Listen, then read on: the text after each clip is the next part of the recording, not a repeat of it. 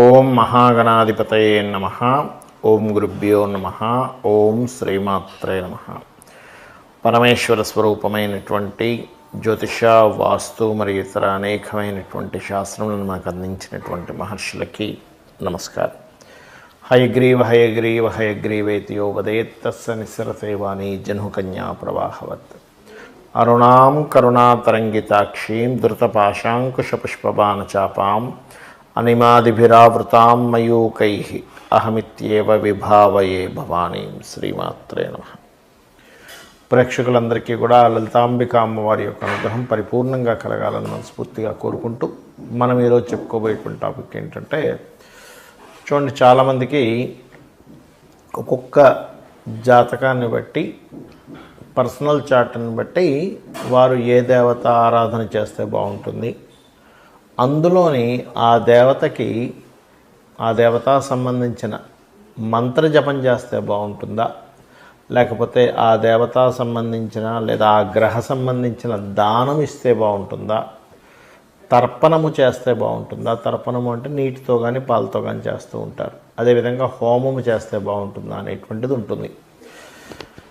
అది ఎందుకు తీసుకుంటారు అంటే, వీళ్ళ యొక్క పూర్వజన్మ కర్మ ఒక్కొక్క జాతకానికి స్పెసిఫిక్గా ఒక్కొక్క మార్గం ద్వారా అది నల్లిఫై అవ్వడం జరుగుతూ ఉంటుంది. ఆ రకంగా అది పర్సనల్ చార్ట్ చూడాలి. మరి పర్సనల్ చార్ట్ అనేటువంటిది చూసుకోవాలంటే ఎవరికి వాళ్ళకి తెలిసి ఉండాలి, లేదా ఏదైనా ఆస్ట్రాలజర్ని కన్సల్ట్ చేసి ఉంటే వాళ్ళ లగ్నం నుంచి లగ్నాధిపతి ఎలా ఉన్నాడు, పంచమాధిపతి అంటే ఉపాసనా స్థానాధిపతి ఎలా ఉన్నాడు, లేదా భాగ్యాధిపతి ఎలా ఉన్నాడు, వీళ్ళకి ఏ పర్పస్ మీద అయితే వీళ్ళు పూజ చేస్తున్నారో, లేకపోతే హోమం చేస్తున్నా, తర్పణం చేస్తున్నా, ఆ పర్పస్ని ఫుల్ఫిల్ చేసేటువంటి గ్రహ దశ నడుస్తుందా లేదా, ఒకవేళ నడవనట్లయితే ఆ గ్రహ దశ అనుకూలించేలాగా ఏ దేవతకు చేసుకోవాలనేటువంటిది ఉంటుంది. అయితే ఇవాళ మనం చెప్పుకోబోయే టాపిక్ ఏంటంటే, సహజంగా మీరు పలానా లగ్నంలో పుట్టారు, ఉదాహరణకి మేష లగ్నంలో పుట్టితే ఎవరికి తర్పణం కానీ హోమం కానీ ఇవి చేయాలి, లేదా వృషభ లగ్నంలో పుడితే ఏంటి అనేటువంటిది నేను మీకు ఒక్కొక్క లగ్నరీత్యా నేను మీకు చెప్తాను. Hi, my name is Gautam and I actually stay in Malkajgiri itself. I had this back pain. It's been 1.5 years. I have tried many treatments like chiropathy, oil massage, physiotherapy especially, but it didn't work out as much like what I expected. I strongly suggest homeopathy. You people can carry on with the homeopathy. Area Malkajgiri and doctor name is Nagesh Rao and the clinic name is Neocare Homeopathy.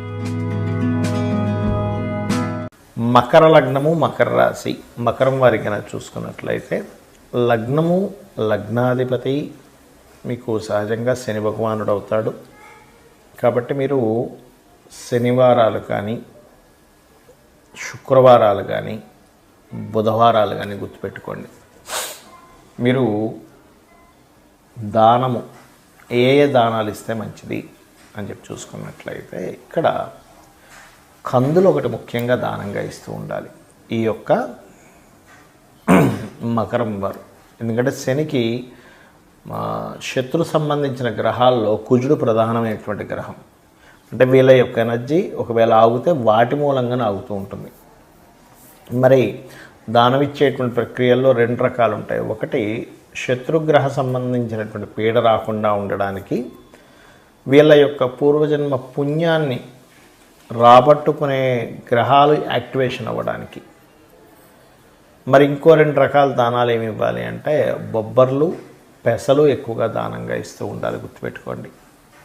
అదేవిధంగా మరొక విషయం ఏంటంటే, ఈ దానాలు బొబ్బర్లు శుక్రవారం పూట, పెసలు బుధవారం పూట ఇవ్వాలి, కందులు మంగళవారం పూట ఇవ్వాలి. అదేవిధంగా నక్షత్రాలు ఉంటాయి కొన్నిసార్లు, అంటే అలాగా పెసలు ఏ నక్షత్రాల్లో ఇస్తే ఇంకా విశేషము. కొన్ని యోగాలు ఉంటాయి, మంచి యోగాలు ఆ సమయంలో ఇస్తే కూడా మంచిది. అంటే ముఖ్యంగా నేను మీకు నక్షత్రాలు చెప్తాను. అందులో ఆశ్లేష నక్షత్రము, జ్యేష్ఠ నక్షత్రము, రేవతి నక్షత్రాల్లో పెసలు ఇస్తే మంచిది. మరియు అదేవిధంగా భరణి, పుబ్బ, పూర్వాషాఢ నక్షత్రాల్లో ముఖ్యంగా బొబ్బర్లు ఇస్తే మంచిది, గుర్తుపెట్టుకోండి. కందులు ఇవ్వదలుచుకుంటే కనుక మంగళవారాలు ఇస్తూ దాంతోపాటు ప్రధానంగా మీరు ఈ యొక్క మృగశిర, చిత్త, ధనిష్ట ఈ నక్షత్రాల్లో కందులు దానం ఇస్తే ఇంకా మంచిది. మంగళవారంతో కూడినటువంటి నక్షత్రం వచ్చిందనుకోండి ఎప్పుడైనా ఇంకా మంచిది అది. కొంతమందికి ఒక్కొక్కసారి దానం ఇచ్చేటువంటి స్థితి వాళ్ళ పరిసరాల్లో తీసుకునేవారు ఉండరు, లేనట్లయితే ఉన్నా సరే తీసుకోరు. కొంతమంది తీసుకునే వాళ్ళు ఉండకపోవడం వేరు. అప్పుడేం చేయాలి? ఈ కందుల్ని తీసుకెళ్ళి గోవుకి, చక్కగా దేశీవాలి గోవుకి మంగళవారం పూట తినిపించండి. కందులు తినిపించలేము అంటే ఒక్కొక్కసారి కందులు తినవు కొన్ని గోవులు, అలాంటప్పుడు క్యారెట్లు తినిపించవచ్చు. క్యారెట్స్ కానీ బీట్రూట్స్ కానీ చిన్నగా కట్ చేసి తినిపించవచ్చు. కందులు దానం ఇచ్చిన ఫలితమే వస్తుంది. కాకపోతే మీరు దేశీవాలి గోవుకు పెట్టాలి, గుర్తుపెట్టుకొని. జెర్సీ ఆవుకు పెడితే మీ పూర్వజన్మ కర్మ దగ్ధం అవ్వదు, కేవలం పుణ్యం వస్తుంది, అది వచ్చే జన్మకు పనిచేస్తుంది. ఇలా చేయండి. మరియు మంగళవారాలు ఏదైనా బెనిఫిట్ సంబంధించిన విషయాల్లో మీకు కుజుడు బాగుంటేనే వాటిలోకి ఎంటర్ అవ్వాలి. అదర్వైజ్ కుజుడు పాడయ్యాడు అనుకోండి, మంగళవారాలు చేసే పని వల్ల మీకు వ్యతిరేకత ఏర్పడుతూ ఉంటుంది. మరి కొంతమందికి జన్మజాతకం ఉండదు, వాళ్ళ డేట్ ఆఫ్ బర్త్లు తెలియదు, వాళ్ళ లగ్నం తెలియదు, వాళ్ళ రాశి కూడా తెలియదు. అప్పుడు ఏం చేయాలి? జనరల్గా చేసుకునేవి కొన్ని ఉంటాయి. జన్మజాతకం తెలిసి వాళ్ళు తీసుకునే దీన్ని బట్టి ఉంటుంది. ఇది రెండు రకాలుగా ఉంటుంది. ఒకటి మీకున్న సమస్యని బట్టి, రెండవది మీకు సమస్య కాకుండా జనరల్గా చేసుకునేటువంటి పద్ధతి. నేను రెండు విషయాలు చెప్తాను. ఒకటి, నిత్యము సూర్య నమస్కారాలు చేసుకోవడం. నిత్యము సూర్య నమస్కారం చేసుకుంటూ సూర్యుడికి అర్ఘ్యం వదలడం. ఇక్కడ మూడు విషయాలు ఎట్ ఎ సేమ్ టైం ఇక్కడ మూడు విషయాలు ఒకటేసారి జరుగుతాయి. ఎలాగా అంటే, ఒకటి, సూర్యుడిని స్తోత్రిస్తున్నాము ఆదిత్య హృదయంతో, సూర్యభగవాన్ని నమస్కరిస్తున్నాము. సూర్యుడు అగ్నిస్వరూపం, అంటే సూర్యుడిని నమస్కరిస్తున్నామంటేనే ఒక హోమం చేస్తున్నట్టుగా, యజ్ఞం చేస్తున్నట్టుగా, సూర్యుడికి నీళ్ళు వదులుతున్నామంటే తర్పణం జరుగుతున్నట్టుగా.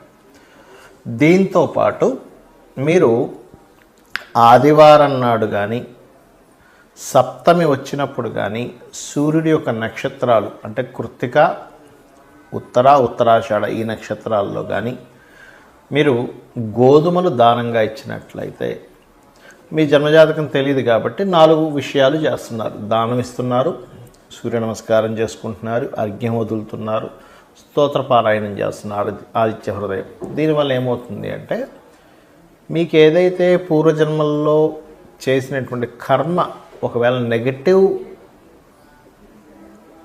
వస్తున్నట్లయితే, ఆ నెగటివ్గా వస్తున్నటువంటి కర్మ అది అక్కడికట్లా ఏదైతే ఆ ప్రభావం చూపిస్తూ మీకు ఇబ్బంది కలుగుతుందో ఆ ప్రభావం అనేటువంటి తగ్గుతుంది. ఇక రెండవది, లలితా సహస్రనామాలు మరియు పితృదేవత సంబంధించిన ఆరాధన. అంటే ఎలాగండి? మీకు డేట్ ఆఫ్ బర్త్ టైం ఏమీ తెలియవు. అప్పుడు ఏం చేయాలంటే, దేవీ భాగవతంలో అమ్మవారే స్వయంగా చెప్పినటువంటి తిథులు కొన్ని ఉన్నాయి. దాని తర్వాత ఇంకో 2 తిథులు కొంతమంది పెద్దవాళ్ళు చేర్చారనుకోండి. అవి ఏమిటి అంటే, ఒకటి చతుర్దశి, అష్టమి, నవమి.